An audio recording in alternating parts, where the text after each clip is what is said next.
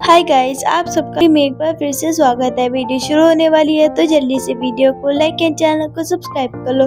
तो जैसे कि दोस्तों, आप लोगों ने देखा था कि जो नया परिवार है वो आ चुका है और वो लोग समझ रहे हैं कि उनका सामान का टेम्पो अभी तक आया नहीं है, लेकिन उनको नहीं पता है कि उनका सामान का टेम्पो चोरी हो चुका है। फिर जो अंजलि है उसने कहा कि आप लोग मेरे घर पे चलो, और फिर अंजलि ने उन लोग को नाश्ता कराया और सब गोकुलधाम वाले उनके घर में चले गए। और जो भीड़ है उसने अपना इंट्रोडक्शन दिया कि वो एक गोकुलधाम सोसाइटी का सेक्रेटरी है और वो टीचर भी है। फिर जो पोपटलाल है वो बोला कि मैं सबका इंट्रोडक्शन दूंगा। फिर सबसे पहले पोपटलाल ने अपना इंट्रोडक्शन दिया। उसने कहा कि मैं भी कुंवारा हूँ, अगर आपके ध्यान में कोई अच्छी लड़की हो तो बताना मुझे।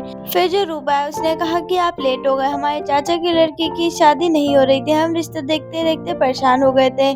फिर पोपटलाल ने कहा अच्छा। फिर जो रूपा है उसने कहा कि आप चिंता मत करो, मैं आपके लिए अच्छी लड़की ढूंढ दूंगी और आपकी शादी करा दूंगी। फिर जो पोपटलाल है वो खुश हो गया और उसने सबका इंट्रोडक्शन कराया। फिर उसने सबसे पहले डॉक्टर हाथी के बारे में बताया कि ये सेविंग में रहते हैं और ये डॉक्टर हैं, इनका घर में एक क्लिनिक है। तो उन्होंने कहा अच्छा। फिर उन्होंने बबीता का इंट्रोडक्शन कराया, कहा कि ये बबीता जी हैं और ये सेविंग में रहती हैं। फिर माधवी का इंट्रोडक्शन कराया कि ये अचार पापड़ की क्वीन है और जो रतन है उसको भी अचार पापड़ बहुत पसंद है। तो जो रूपा है उसने कहा कि ये टेंशन खत्म हो गई कि सबसे अच्छे अचार पापड़ कहाँ पर मिलते हैं। तो उसने कहा हाँ। फिर जो बबीता है उसने अंजलि के बारे में बताया कि ये अंजलि भाभी है और ये जो स्ट्रॉबेरी शेक है ये इन्होंने बनाया और ये यहीं पर रहती है। फिर रतन और रूपा ने कहा कि हम सोच रहे थे कि हमारे पड़ोसी कैसे होंगे, लेकिन आप तो बहुत ज्यादा अच्छे हैं। तो उन्होंने कहा कि हमें आपसे मिलकर बहुत अच्छा लगा और जो उनके बच्चे हैं वो भी भिड़े से ट्यूशन लेंगे। तो भिड़े ने कहा हाँ मैं पढ़ा दूंगा। और जो पोपटलाल है उसने रतन से पूछा कि आप क्या काम करते हैं। तो उसने बताया कि मेरी साड़ियों की दुकान है।